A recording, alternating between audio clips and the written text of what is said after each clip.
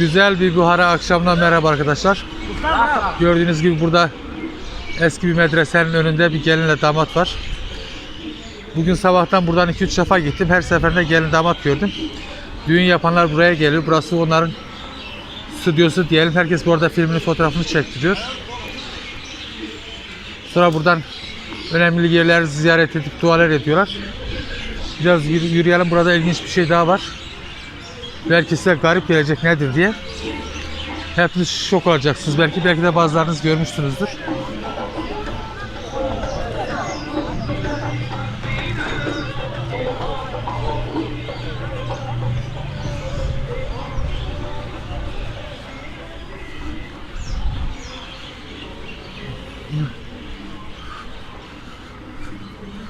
Evet, gördüğünüz gibi karşınızda Nasrettin Hoca heykeli. Bunlar Molla Efendi diyor veya da Nasrettin Efendi diyor. Değişik isimler takmışlar. Bronzdan büyük heykelini yapmışlar. Bu heykel fakat yeni değil. 25 yıl önce falan işte buraya gelmiştim. Tarihini tam da iyice hatırlamıyorum. O zaman da vardı.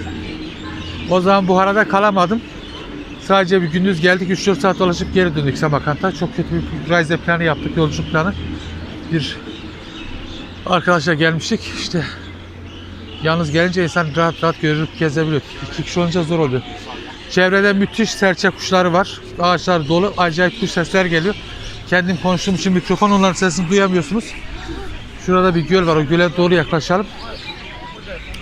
Dün gölü gerçi çekmiştim. Ama akşam manzarasında biraz daha farklı oluyor. Akşam güneşinde. Türkçe yazarken sorun yaşamıyorum da konuşurken yaşıyorum. Çünkü dilim konuşmaya alışkın değil.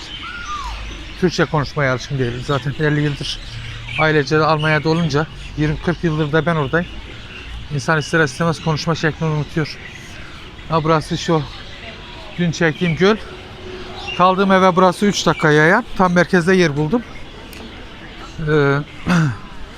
Burada oturuyorlar, bira içiyorlar. Benim pek alkolle aram yok. Ara sıra işte bir yemeğin yanında olsa olur, yoksa yok. Buraya eski deve kervanların heykellerini koymuşlar. Ağaçlara da ipek sarmışlar. Adını atlas diyorlar. Uygurlar da atlas diyor ipeğe. Bugün sordum, metresi 3 euro. Herhalde 1 metre 1 metresi, yani metrekaresi 3 euro. İpek böceğinden üretilmiş hakiki, yani İpek, uydurma ipek değil. Yani ipek imitat değil. Sahtesi. Şu ağaçlar çok eski olmalı. Hepsini korumaya almışlar. Oraya da bir kuş konmuş. Kumru kuşu mudur nedir bilmiyorum. Yine karşıda bir tarihi yapı var.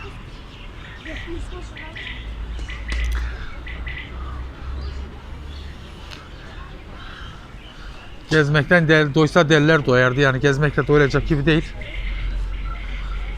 Biraz daha başka yerlere gidip gezmek lazım. Bu restoranlarda oturup tek başıma yemek yemeyi de sevmiyorum. O yüzden aile evi buldum. Aile evinde daha doğrusu bir oda buldum. Onlarla oturup kalkıyorum. Bir sürü de yeni misafirler geldi. Herkes bir arada, zevkli oluyor. Burada da bir eski medrese binası var.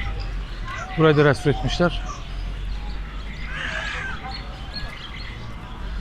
Bütün Buhara'yı tamir ediyorlar. Her tarafını, yani müthiş bir çalışma var Buhara'da. Samarkand'dan Buhara'ya kadar yollar biraz kötü ama sanırım orayı da tamir edecekler.